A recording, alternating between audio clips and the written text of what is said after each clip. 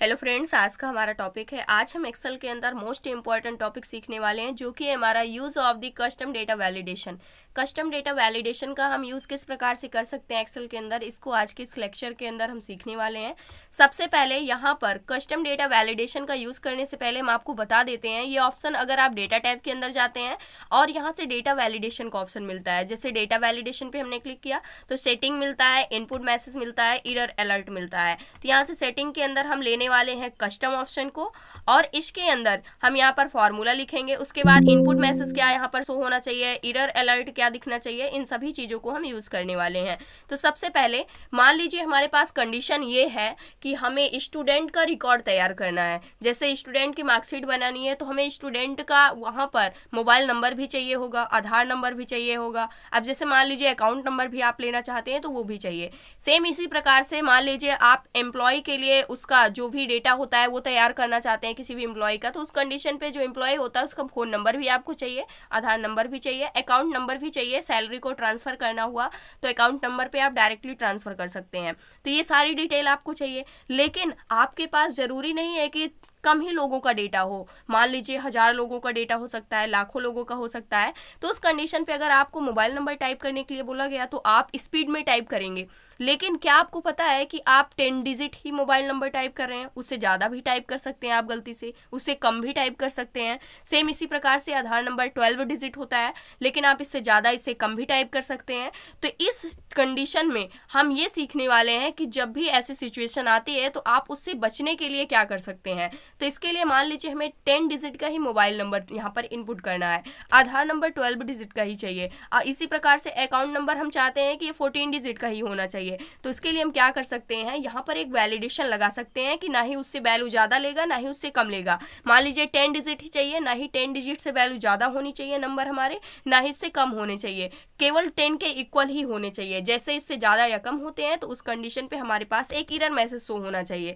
तो इसके लिए हम क्या करने वाले हैं, सबसे पहले इस एरिया को हम सेलेक्ट कर लेते हैं। मान लेते हैं कि यहाँ पर 8 तक हमारे पास क्या है, यहाँ पर नेम है, यानी कि इतने एम्प्लॉय हैं, और इस एरिया को हमने क्या कर लिया, सेलेक्ट कर लिया। और इसके बाद हम डेटा ऑप्शन पे जाएंगे, डेटा वैलिडेशन पे हमने क्लिक किया, सेटिंग के अंदर आएंगे और यहाँ पर हम क्या करने वाले हैं, कस्टम ऑप्शन को सिलेक्ट करेंगे। फार्मूला के अंदर हमें क्या टाइप करना है, इक्वल। उसके बाद यहाँ से हम लेंगे लेंथ के लिए लेन फंक्शन को यहाँ पर हम यूज़ कर रहे हैं। और यहाँ पर हमें क्या करना है, इसके अंदर हमें रेंज देनी है। यहाँ पर जो लेंथ है इसके अंदर हमें क्या बतानी होगी, रेंज बतानी होगी, जहाँ तक हमें क्या करना है, मोबाइल नंबर को इनपुट करना है। हम चाहते हैं कि इतनी एरिया में हमें ही मोबाइल नंबर सिर्फ इनपुट करना है। तो रेंज लिया, उसके बाद हम यहाँ से करते हैं ब्रैकेट को क्लोज। उसके बाद ये जो एरिया है इसके अंदर जो हमारी लेंथ होती है, यानी कि जो भी नंबर होंगे उसकी जो भी लेंथ होगी वो 10 के इक्वल ही होनी चाहिए, ना इससे ज़्यादा होनी चाहिए ना इससे कम होनी चाहिए। और यहाँ पर आएंगे इसके बाद हम इनपुट मैसेज के अंदर टाइटल क्या शो होना चाहिए। मान लीजिए यहाँ पर हम जो टाइटल लेने वाले हैं, यहाँ पर हम टाइटल ले लेते हैं कि नोट है, ये नोट पॉइंट है। और यहाँ पर इनपुट मैसेज क्या शो होना चाहिए, यानी कि जैसे आप किसी सेल के अंदर क्लिक करते हैं इतनी एरिया में, तो उस कंडीशन पे आपको एक मैसेज पॉपअप में मैसेज शो होगा, जिसकी हेल्प से आप उसको रीड करके और यहाँ पर डेटा इनपुट कर पाएंगे। तो यहाँ से हमने दे दिया, please inter your mobile number. इस प्रकार से हमने एक मैसेज पास कर दिया। अब इसके बाद हम क्या करेंगे, एरर अलर्ट के अंदर जाएंगे। मान लीजिए जो यूज़र है वो 10 डिजिट ना इनपुट करके 9 डिजिट ही इनपुट कर रहा है, या फिर 11 डिजिट इनपुट कर रहा है, तो उस कंडीशन पे उसको एक एरर मैसेज शो होना चाहिए। अब जैसे एरर के अंदर आप आते हैं तो यहाँ पर एक मैसेज ऐसा होगा जो आपको स्टॉप कर देगा डायरेक्टली, यानी कि कुछ भी नहीं कर पाएंगे। एक होगा कि वार्निंग के थ्रू आपको शो करेगा, एक होगा कि इन्फॉर्मेशन देगा। तो हम यहाँ पर स्टॉप को यूज़ करने वाले हैं, आपकी जो इच्छा हो आप वो यूज़ कर सकते हैं। अब यहाँ पर स्टॉप के अंदर हम क्या देने वाले हैं, ये हमारे पास एरर मैसेज होगा। तो यहाँ से हमने दे दिया error message.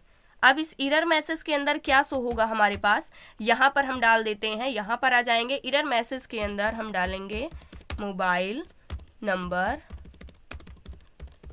Should be 10 digits.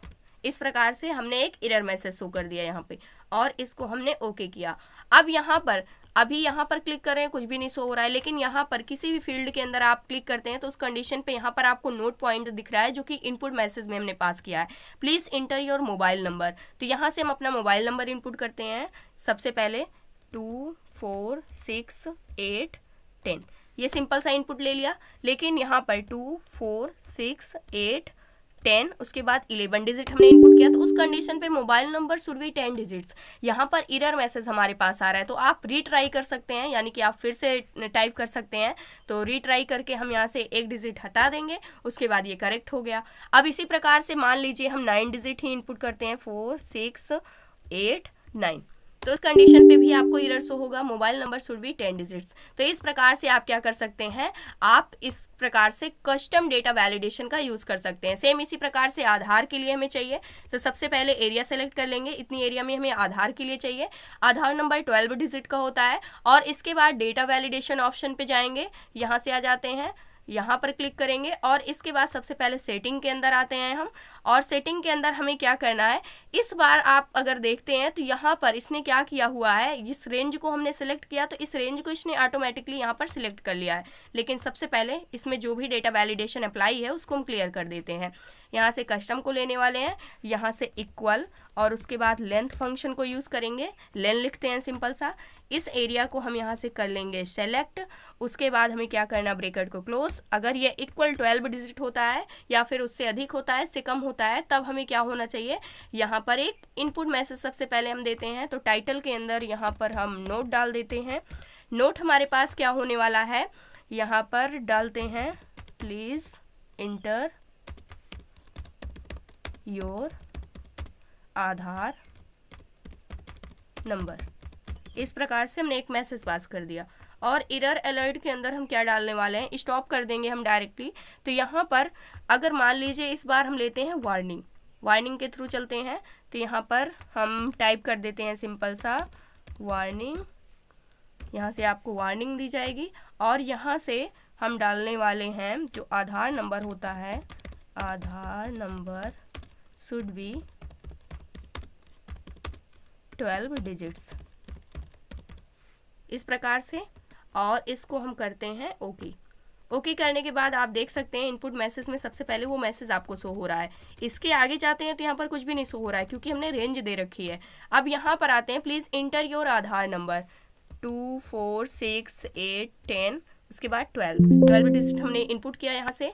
तो यहाँ पर आधार नंबर शुड बी 12 डिजिट। यहाँ पर अगर हम काउंट करेंगे तो हमने गलत इनपुट किया था, 2 4 6 8 10 12 डिजिट हमने इनपुट किया, इस बार ले लिया 2 4 6 8 10, उसके बाद 12, उसके बाद हमने कर दिया 14। तो इस कंडीशन पे आपको एक वार्निंग दी जा रही है, यहाँ से आधार नंबर शुड बी 12 डिजिट्स। यहाँ से आप क्या कर सकते हैं, अगर आपको ये रखना है तो आप यस कर सकते हैं, अदरवाइज नो कर सकते हैं, यहाँ से कैंसिल कर सकते हैं, और यहाँ से आप क्या कर सकते हैं, हेल्प भी ले सकते हैं।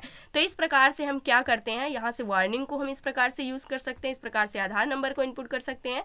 अब सेम इसी प्रकार से आपको क्या करना है, आपको एज्यूम करना है कि जो अकाउंट नंबर होता है वो 14 डिजिट या फिर 16 डिजिट का होता है, और इसके लिए आपको क्या करना है, कस्टम डेटा वैलिडेशन का यूज़ करते हुए सेम फार्मूले को यूज़ करके यहाँ पर क्या करना है, अप्लाई करना है, ताकि आपको चीज़ें अच्छे से क्या हो जाएंगी, समझ में आ जाएंगी। तो ये था आज का हमारा टॉपिक। आई होप दोस्तों अगर आज की इन्फॉर्मेशन आपको अच्छी लगी हो तो प्लीज़ वीडियो को लाइक करना, चैनल को सब्सक्राइब करना और दोस्तों के पास शेयर करना।